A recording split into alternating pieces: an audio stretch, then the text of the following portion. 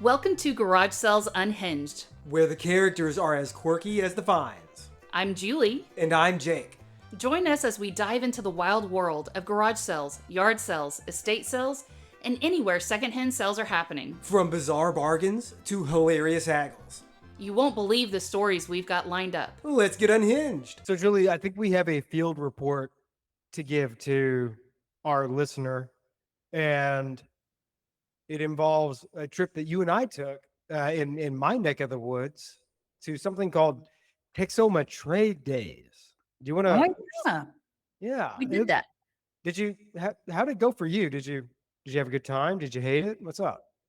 I didn't hate it. So let's set the scene for people. Okay.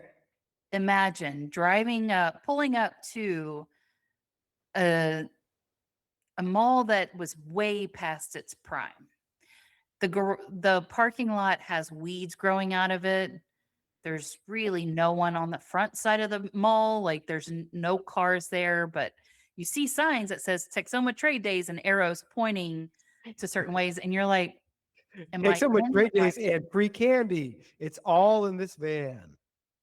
Yeah, this mall was the white van of free puppies and candy, like shady. And I'm going, Jacob, what you sent me, it was a post on Facebook of like, hey, Texoma Trade Days are happening.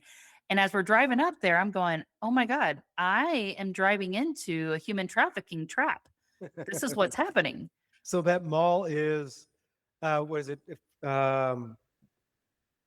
Broadway Mall, I think it might be called, something like that. But there are some folks out there in internet land and social that do kind of urbex type stuff, and they like to document abandoned places. And this mall has been featured a few times because it is, I think it's a whole ass mall with like not even a half-ass amount of vendors inside it still. So you can totally walk in the thing, and it is prime real estate to just go fly around some fun little drones or something like that. But maybe half a dozen operating shops in it. Plant life that has been just left to its own, devices and like thriving. I've gone inside the thing, and there are plants that are touching the skylights. It's amazing. This sounds like, and I didn't go into the mall area this time. But what you're describing sounds like the Jumanji of malls. Totally. It's really cool and disarming and unsettling. It does kind of a bit of a backrooms vibe to it.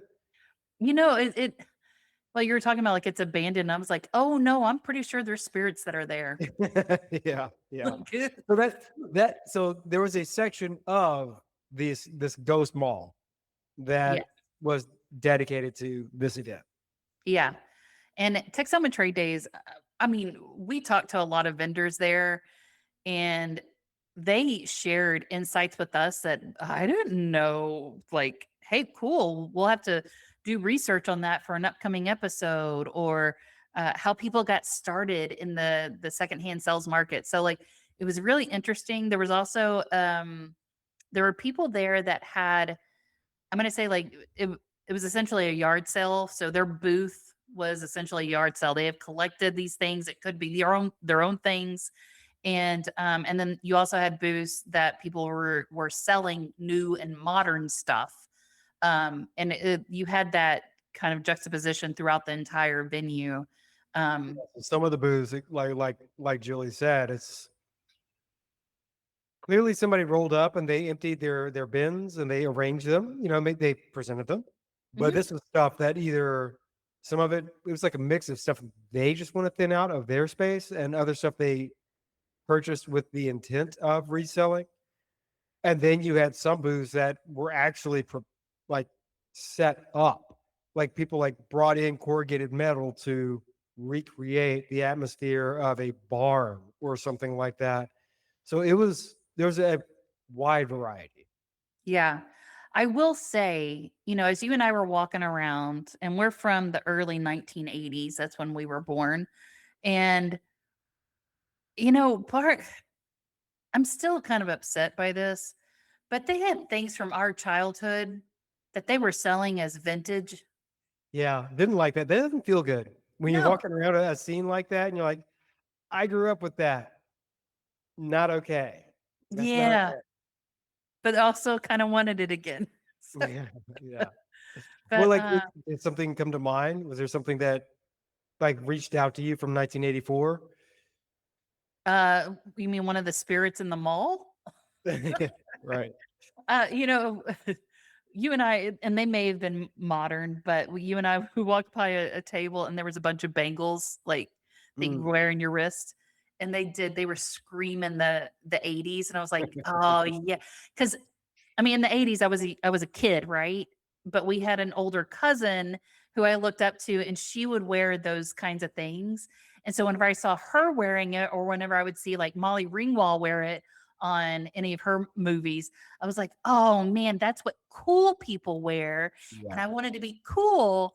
But now, as a 40 something year old woman wearing bangles to the grocery store, on the verge of not being cool. I don't know, man. I think you can pull it off. I Okay, so let's also talk about you trying to pull off bangles because you could not wrap your head around how do you slip that over your hand and then like take it off How again? do you even take it back off? That's the more troubling thing. You work It's so hard to just, get the thing around your wrist, and then you're like, well, this is me now. I I hope I mean, don't have to go into an MRI. So you, the modern version of that is what is it called? It's like everlasting jewelry or something like that where like you get a bracelet put on you but there's no clasp, they just connect the chain so it stays on you all the time, and people do it as an anklet or a necklace or a bracelet or or as like part of a a court order. Yeah. yeah, yeah. um but yeah, I was like, bangles were kind of the same thing. um but I mean, I did buy a couple things at the trade days which just cracked me up. And I forget everything you did, but I didn't get anything. There was a few things I was like, well, that'd be neat, but nothing really spoke to me. There's a Mhm. few things that you could not pass up, and they were pretty eclectic. Well, so one of them, and I haven't done what I said I was going to do yet, is this thing. You want to tell people what it is? So Julie's holding up what is kind of like the model teeth mold you might see in a dentist office, like when the dentist is holding up kind of the dummy teeth. They're kind of exaggerated and big, so you can point out to mom and dad why Timmy needs $900 of braces. It's one of those. Yeah, it reminds me of like what, to your point, the dentist takes to like schools to show kids how to brush your teeth appropriately and all that stuff. And it was so funny that I was like, oh my gosh. And I'm going to clean it up. I know I'm definitely going to turn at least one of the teeth on it into a gold tooth. But then part of me is going like, I can't just do that. And I'm actually thinking about creating a whole Muppet thing out of it. Oh But my then god. I know. And then I was like, oh, and then I could have like a tongue coming out of it. But then I'm going to put it on the wall in my office. So like I need to be able to mount it. So I'm like, do I mount a Muppet head like I killed a Muppet? So this is it's a long play. But it's also artwork that I'm like, okay, that's going to take some thought and some time to put into. Um, It was fun when you zeroed in on that in that vendor's booth, and you were just taken by it immediately, and it was kind of troubling to them. It looked like that old tweet where you're like at the dentist office and some one person, and then more people just start chanting teeth, teeth, teeth. You know, the receptionist is slamming her clipboard, teeth, teeth. well, and that vendor, she's like, oh, there's another guy here that he really wants those, and he keeps walking by her booth and going, man, if someone doesn't take those, I'm gonna come get them. And I was like, and I joked with her. I was like, oh well, don't tell him I got him. I was like, wait, no, tell him I got him because I'll sell it to him for more than what I paid for it. Right. But yeah, I thought it was funny. And are you planning a garage sale, yard sale, or estate sale and need some help? Look no further than Garage Sale Supply. They provide top-notch resources and expert advice to help you host the perfect sale. From pricing tips to promotional strategies, they've got you covered. Visit garagesalesupply.com and make your next sale a success.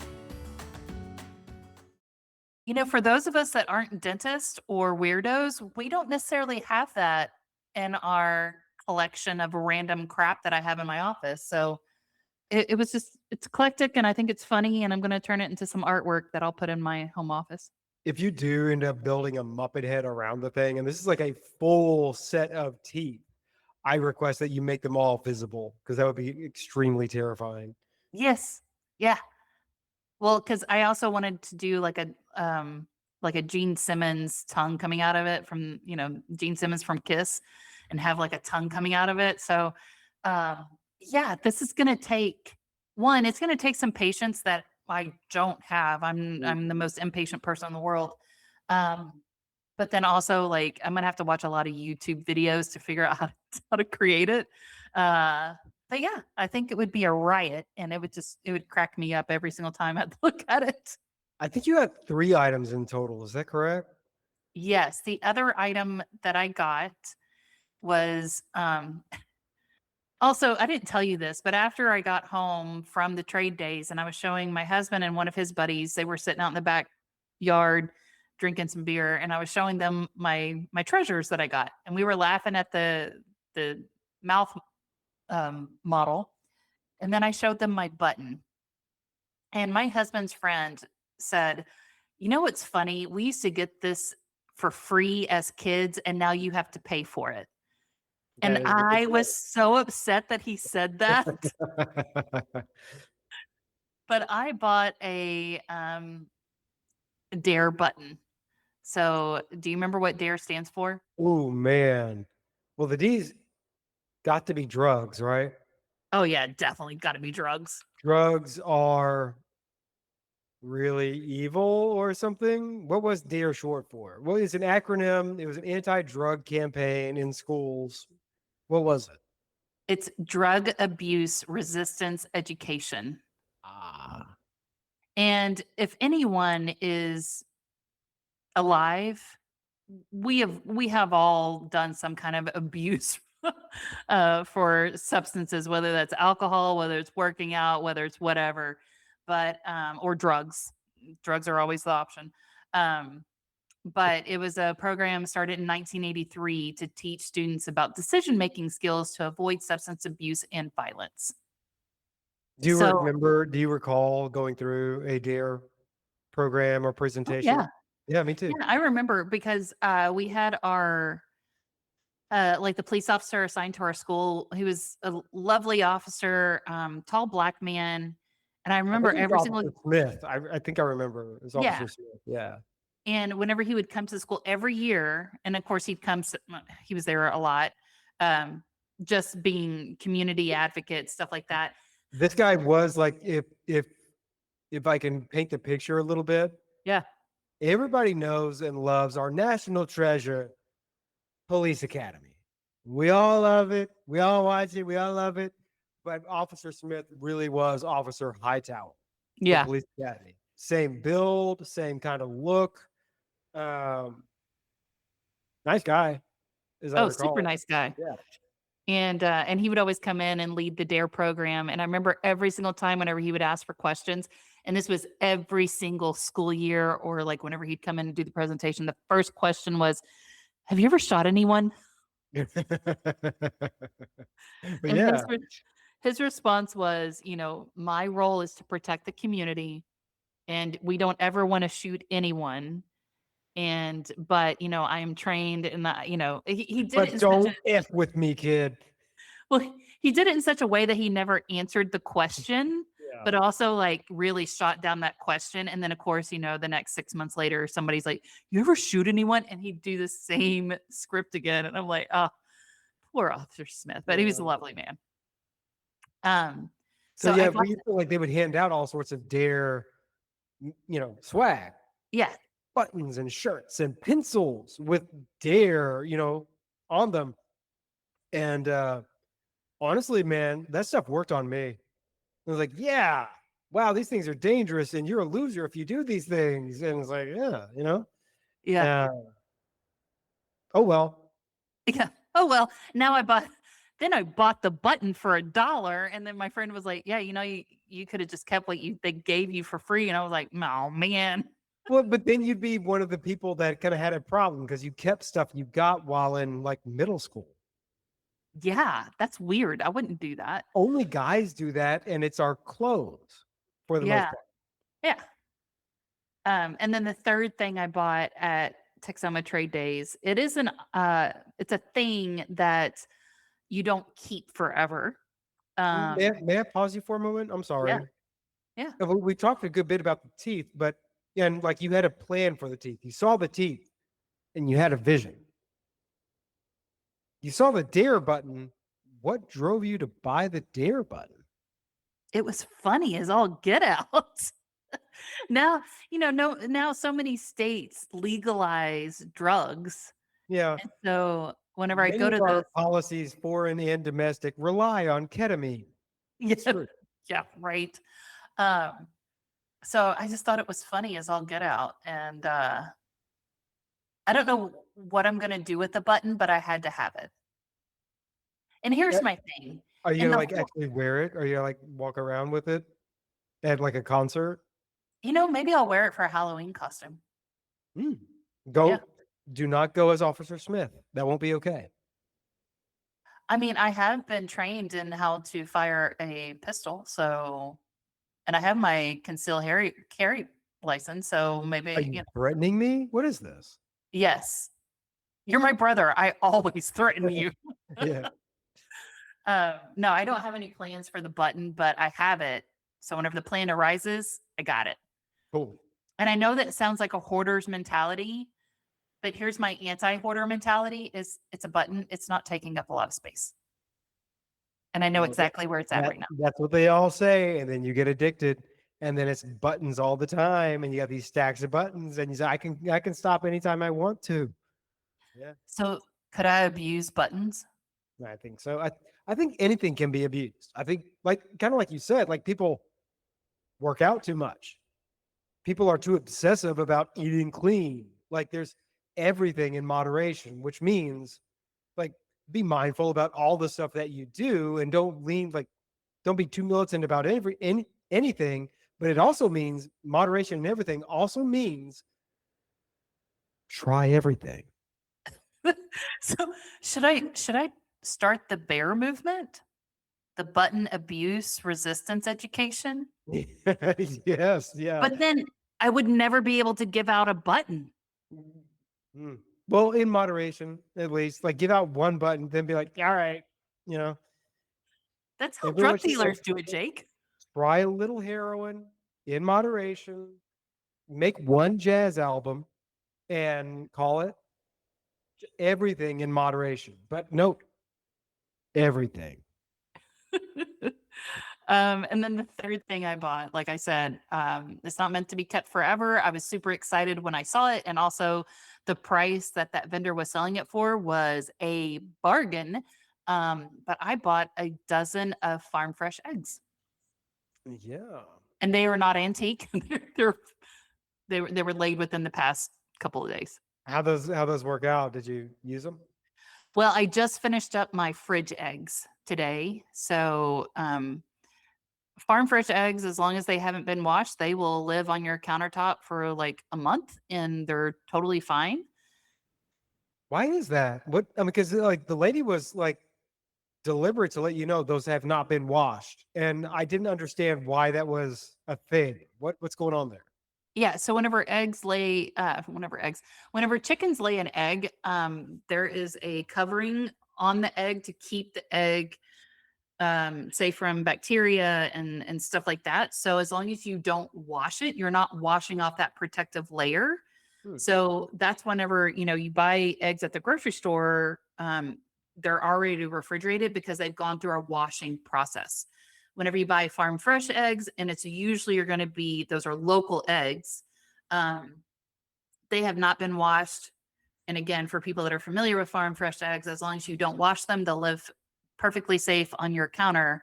Um, as long as they're in, and again, because I have friends that have backyard chickens, as long as there's not like excessive poop or anything on there, they're totally safe to eat, even if they've been sitting out on the countertop for weeks on end. I didn't know that. I guess that makes sense because those things, it's not like it's refrigerated under the hen's butt or anything like that. So, No, I will say because I've dealt with a lot of the farm fresh eggs.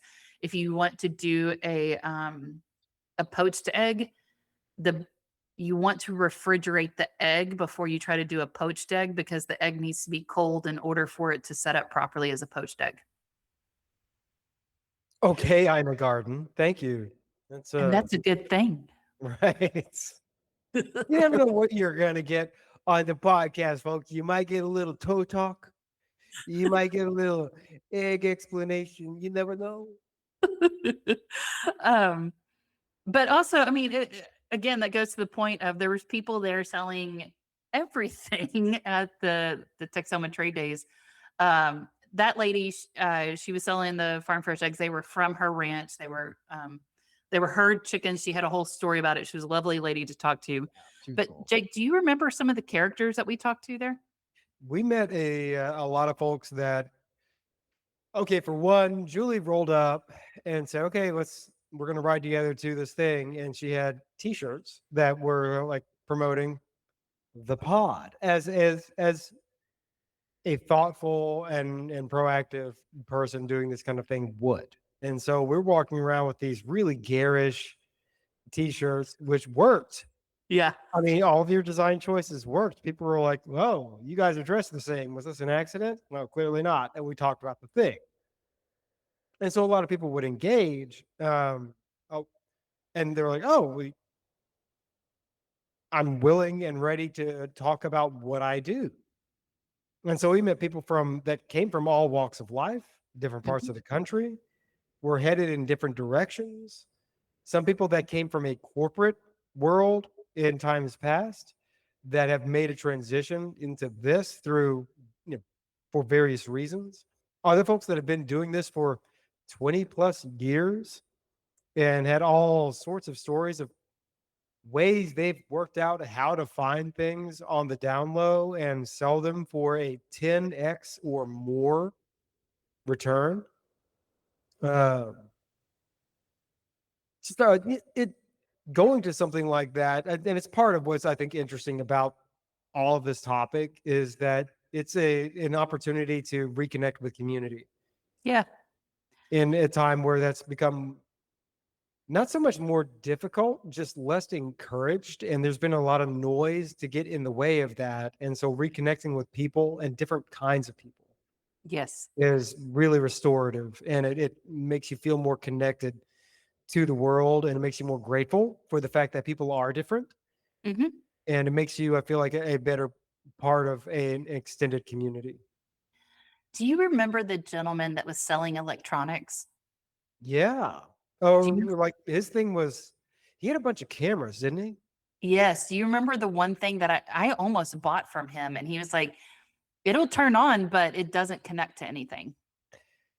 Oh, yes. Yes, I do. So this guy had his booth was primarily cameras and a lot of vintage and antique cameras, but other odd and end electronic things in there too. He had a floppy disk prominently displayed, and it wasn't like if you're old enough to remember floppy disks, one, like shut up, but two, like if you think of a floppy disk, you might be thinking of like the thing that you would have to insert disk one of four. And it was like a 3.5 inch floppy disk. Like they were, Right. And so you want to play this part of Oregon Trail, insert that disk, close the latch, and do not touch a damn thing on the computer or the world will explode. yes. And then you play a little bit of Oregon Trail and you're going to get up to this point and like, okay, now insert disk two. Those floppy disks were that size. This thing was like double that size. It was easily like a 6 by 6, like 6 inches by 6 inches. Like it was substantial. Yeah, it was crazy. And he was like, that thing won't hold half a picture these days. I was like, yeah, you're right. It won't. I think he said it. Well, what did he say the size of it was? It was like 120 gigabytes. So Is No, that that seems way big for that time. I don't think maybe megabytes, maybe. I don't hold on. We're gonna look this up. Ooh, that's not right. Okay. So it was an 8-inch floppy disk that he had. They were first used in 1972, and the storage capacity on it was 1.2 megabytes. Amazing. Yeah. Yeah. So, and we talked a little bit about how crazy it was that things progressed as fast as they have with that stuff. Mhm. But he had a lot of other, cameras and stuff. Julie found an old like Nokia phone, was it? It was the Nokia brick phone. It was my first phone that I had. And so I got a cell phone whenever I went to college. And our parents did not buy me the phone. They did not, my parents, our parents have never paid for my cell phone. And this is back in the day, like I bought it, you bought so many minutes. And so like I made sure I was using it to the best of my ability because and also I had a landline in college. Hi, I am in my 40s. This is what we did. And but this gentleman had a Nokia brick phone and I was like, "Oh my god." And like I was already like taking off the back of it to make sure it had the battery in it and everything. He's like and he said he's like, "Oh yeah, it'll turn on." But it won't connect to anything, meaning that today's antennas for calling and everything does not work with the Nokia phone. And part of me, and this is kind of where it started to go down of like, but when the aliens come, I'll be able to order a pizza. And then we started talking about aliens and we started talking about Marfa and the Marfa lights. And The guy was way cool. yeah, it was fun. He was a character. I like that you picked up that Nokia phone and you were like transported. Yeah. You're like, I need to flirt with a boy with a soul patch immediately. No, that was never, never, Jacob, never. Soul patch immediately out. But yeah, it was I remember my Nokia, I had you could change out the covering of it. So you could have like just whatever the covering was that came with it, the factory one, or you could stylize it. And at the time, I had a Dell computer from work, laptop, and I had bought again, you could stylize your laptop. So I had bought a cover for my Dell computer that looked like burl wood. And so I bought the matching Nokia cover in burl wood, and I Oh. thought I was so cool. Honestly, but it's not that far from phone covers today, Yeah, as far as that is concerned. Yeah, it was cool, to look through that spread and kind of see the passage of the last 60 plus years, all right there, just in the tech stuff, which is there's a lot of the stuff you could look at, but this is stuff that people interact with every day, and to kind of go from the left side to the right side of the table yeah, and go like these things used to be a novelty, an experiment, and all the way over. And that here today, like, okay, these things have become indispensable for better or worse. yeah. Yeah. Next to that was a table that's like, oh, cool. Swords. Look at this sword. It's got a cool like handle on it and everything like that. Oh man, yeah, look at that sword. Like, yeah, swords. But hold Oh, on, then that excitement died really fast. yeah, like swords, and look at these antique pistols, and like oh wow, that's a Luger, and what? And you look over, you're like, oh, here's There's some other memorabilia that there's is like a recognizable. yeah, I was like, "Oh, I don't know if they're supporting Nazis or if this is for history." Yeah, and to kind of like you look and you get the feel for it, and you're like, I I think there might be a safe bet here as to what's going on. Oh well, swords. The swords brought me in. The swords were the gateway drug. Wait, wait, wait, wait, wait. Do you remember what the electronics guy also had No. that matched the suits that we saw later? Okay, so the electronics guy also did have more than two lightsaber handles that were Yes. like very intricate. They were not like, hey, I just pulled this out of like some And Disney, hard shell plastic thing. These are like there was a lot more going on there. They yeah, look and they the could only work. Yeah. The only reason that Jacob and I didn't buy it is because they were not actual lightsabers. They came Right. really Right. close. But then we walked down the hallway and someone had at their booth a suit that you would wear to a fancy event and nothing but Star Wars material. Right. It was like covered. It was like, imagine Star Wars pajamas that you'd purchase for a kid that loves Star Wars and it's got all their favorite characters on it. Yes. It was that in the form of a suit and slacks, or the Yes. jacket and slacks. Yeah. And for some high school kid that wants to get a bomb ass suit for a good price, you should buy the Star Wars suit and wear it to Yeah. prom What I or liked best about it graduation were or they had church. the suit set up on a female mannequin. Yeah. And so it was just kind of like it's just the jacket and the slacks, no shirt or anything underneath. So you could tell it's like, whoa, like that she's rocking, you know. It's such a Hey, very daring thing to do at the Met Gala, you come know. on, you know what sells? It's sex and puppies, and they were promoting the sex in a Wow. Star Wars suit, which totally killed the sex. Right. So now it was a good time.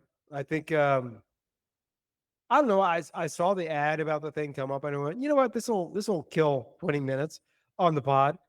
But I'm glad you came away with hen butt eggs with fresh butt still on them. The Good. magic of hen butt.